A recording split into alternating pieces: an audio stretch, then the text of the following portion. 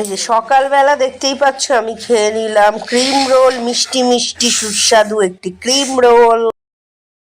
বেলা পুজো করে নিলাম, নেওয়ার পরে রান্না করলাম। এই যে এখন চুল ফুল ঠিক করে নি, স্নানও হয়ে গেছে। রান্নার ভিডিওটা কেউ করে দিল না, তো দিলে দেখতে পেতে, হাতে মশলা ছিল যার জন্য আমি করতে পারিনি। সোয়াবিনটা আমি করলাম, আর মা ডাল করেছিল। তো এখন খেতে বসবো, দেখাচ্ছি। দেখো সোয়াবিনের কালার, এই যে দেখো এইরকম ভাবেই সোয়াবিনের করেছি।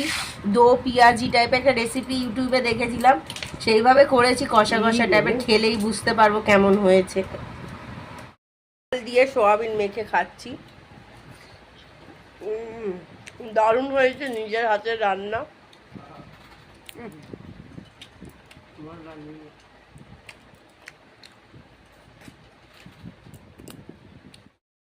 তারপরে এই যে রাতের ডিনারে কিন্তু ম্যাগি থাকছে, তো আমি দেখো এখানে মশলা সব কিছু রেডি করে নিয়েছি। পেঁয়াজ আছে, আর রসুনটাকে কিন্তু আমি আগুনের মধ্যে পুড়িয়ে নিয়েছি, তো ফ্লেভারটা কিন্তু দারুণ এসেছিলো।